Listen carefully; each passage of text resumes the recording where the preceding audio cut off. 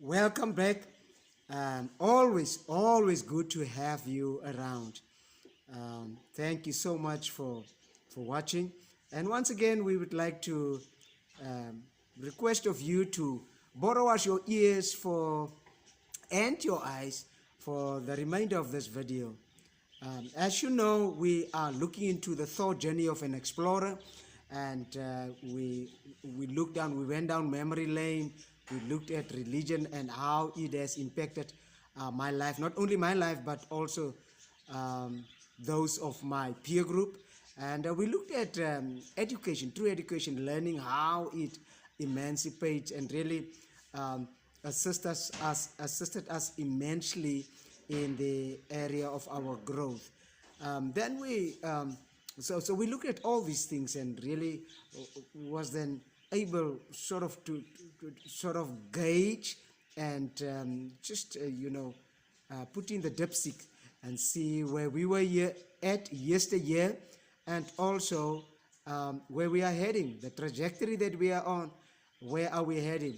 And hopefully we'll try and look into the situation and see how relevant in terms of our lifestyles and how and our thought patterns, what we about, um, how we can affect change, and how relevant we are in terms of those. And so today in this video, we will be looking at self-knowledge, that it is really of paramount importance that we have a good understanding of ourselves. Now, we see what is transpiring within the world. We look into, you can start from the political sphere, go down into the religious sector, and to the business world, where look around us in society and see what's really happening. And then the question remains, how self-knowledgeable are we? How are we conscious about our thoughts, our day-to-day movements, what we about? And so that's what we will be looking at in this video, self-knowledge, as we continue to go down memory lane. Now, I once traveled to a distant destination. The trip was necessitated by an important goal I had to reach. I have been desiring to accomplish this goal ever since I could remember. I knew that in order to reach this goal, I would have to wrestle with my thoughts, challenge my preconceptions. I would have to battle and the intrusive influences that perpetually sought to win me over. I realized that I would have to settle score with the corrosive tendencies that enjoy omnipresent status in my life. But whatever it took, I had to reach my goal. So I embarked on the journey. I recall traveling through a ghost town. The place was so dark, cold, and deserted. There were not many streets. The economy was so bad that the spirit of poverty hovered over the town like a thick blanket. The few shops I noticed had not a lot to offer. There was only one filling station. The operator was not always available to render service to customers, so I was told. I noticed a name with a phone number placarded on the window. Call this number if you need fuel, it read. There is a call-out fee to be paid, remarked a nosy bystander. Except for him, no town dwellers were inside. Is anything ever happening in this place? I inquired. This place is so deserted that every 5 minutes nothing happens, he said. I figured that his answer was meant to bring laughter. It was a joke. But I did not laugh. The town detracts more people than it attracts them. There are no jobs here, the man continued. I looked at my fuel gauge and calculated. I should be able to make the next town with this fuel. I'm not prepared to pay upfront an additional fee just to get the operator out. I looked at the guy, the bystander, and said to him, "Take care, my friend." That's how, and started, engaged the engine of my car, and I drove off. So I recall, yeah, with this troubled mind and a hungry stomach, I pressed on to the next stop. I should say the previous stop. I was happy to find a petrol attendant who assisted me. I made a U-turn. I made a U-turn, like I said, went back. By the way, I did not need to go that far. Uh, I should have made a U-turn at the previous town because that was my destination. But the disappointment I felt, coupled with the absence of a petrol attendant, left me disillusioned. So I drove back home. And for many days, I thought about this question. How would I reach my goal apart from making this all-important trip? I pondered hard and long to find a suitable answer to this question. It took me several years before I was able to amass strength to retake the trip to the destination hosting my goal. This time around, the city greeted me with a kaleidoscopic billboard which read, "Welcome." 3 lanes provided entrance into the city. I noticed that few stations on either side of the road, there were retail stores everywhere. The furniture shops, car sales, and auto part shops were orderly lined up. The traffic was congested. There were so many automobiles that the parking spaces, which were not a few, seemingly were insufficient to host them.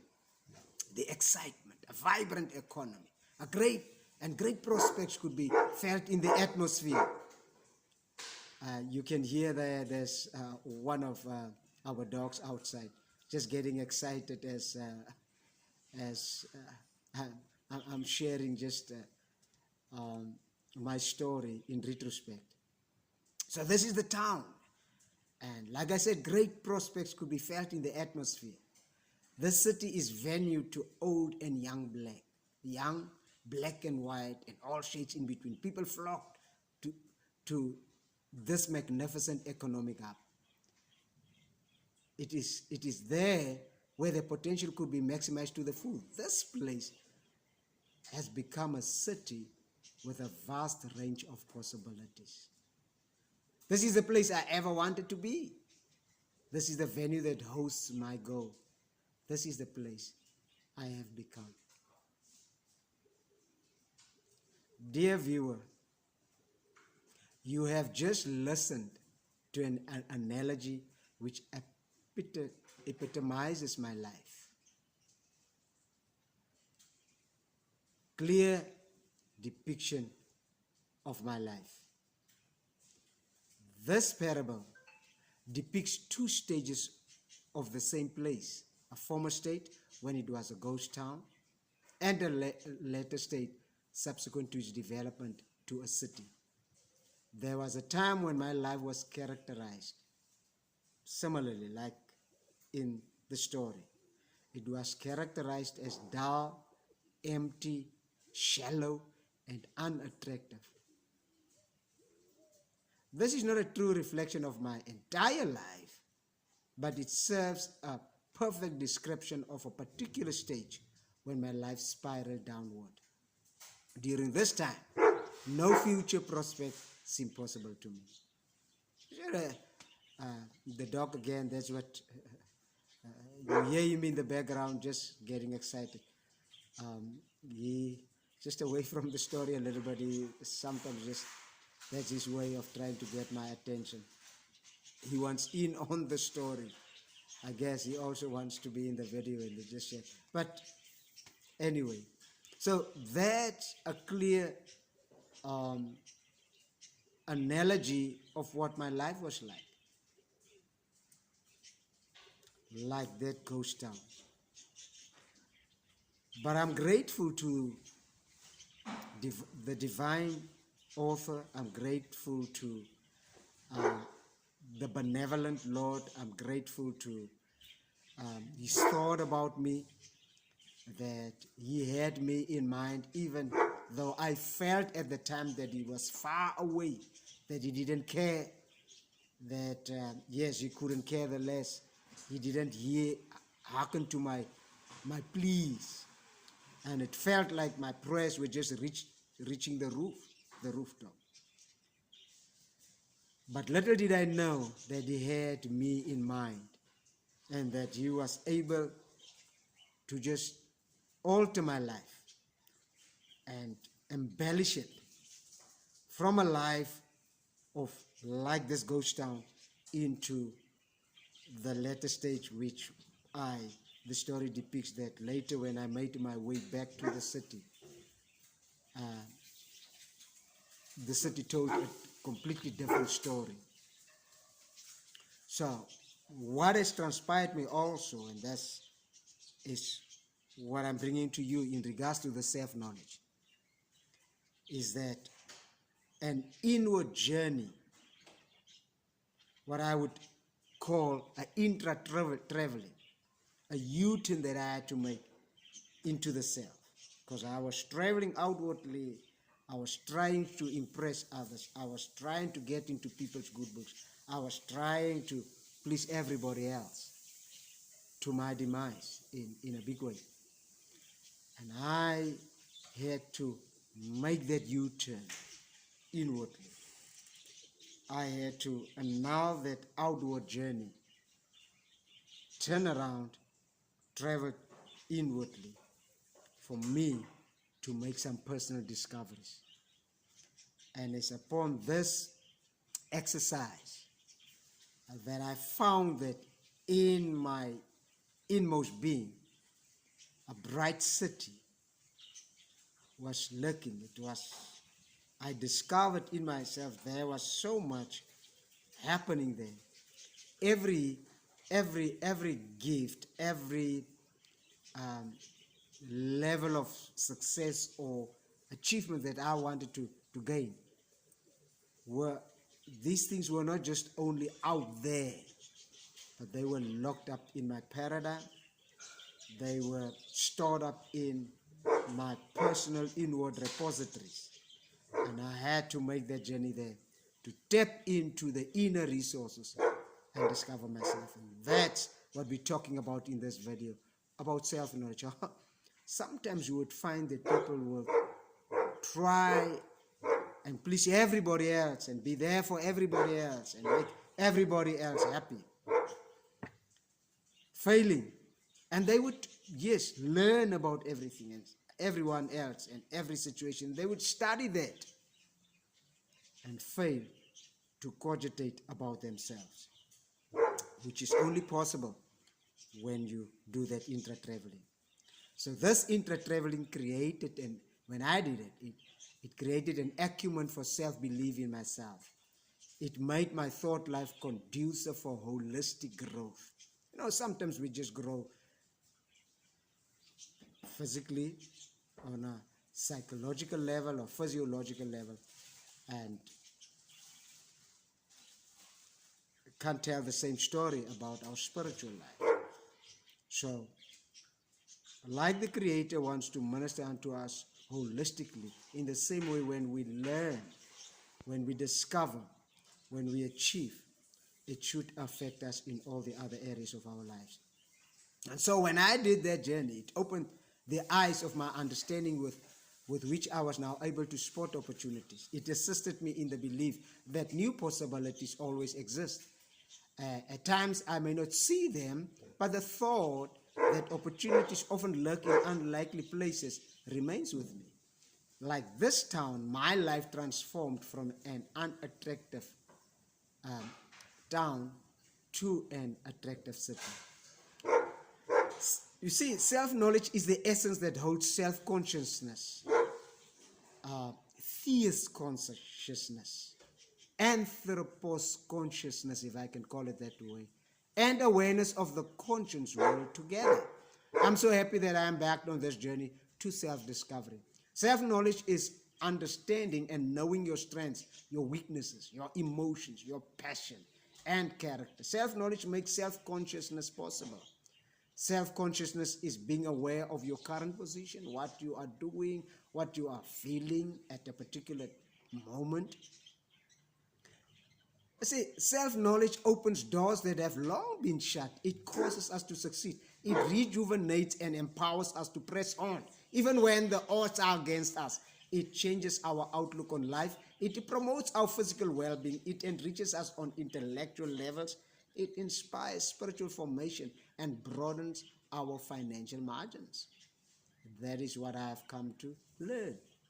Self-knowledge affords direction and success in our endeavors. It grants perspective and direction. It offers understanding. Make that journey. If you've been traveling in extrinsically, try and make that U-turn and travel intrinsically. I'm sure you'll be able to agree with me or experience the same, that once you discover yourself, you discover your abilities, you start to make time for yourself. You start to say, listen, I've been pleasing everybody else at the expense of my own happiness. But now that I've made a U-turn, I want to study myself as well.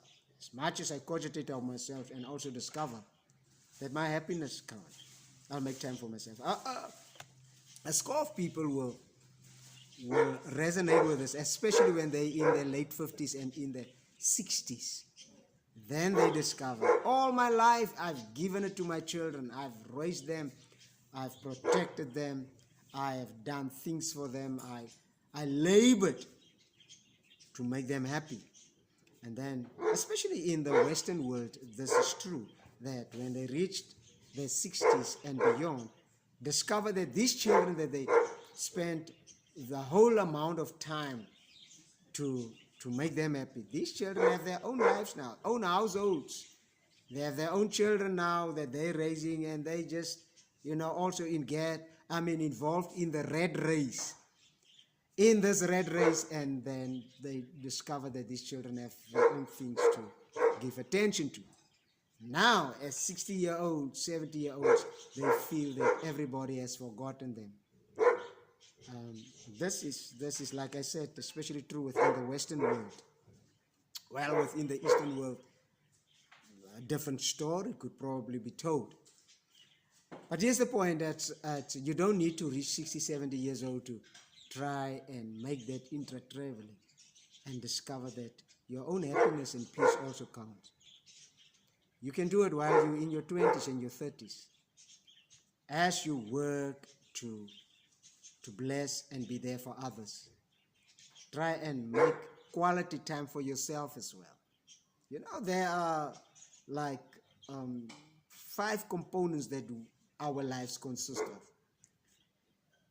You've got to have a work life when you work, but take some time off and make also, you have a family life, you have a religious life or a spiritual life, then you should have a private life for yourself, and then a social life.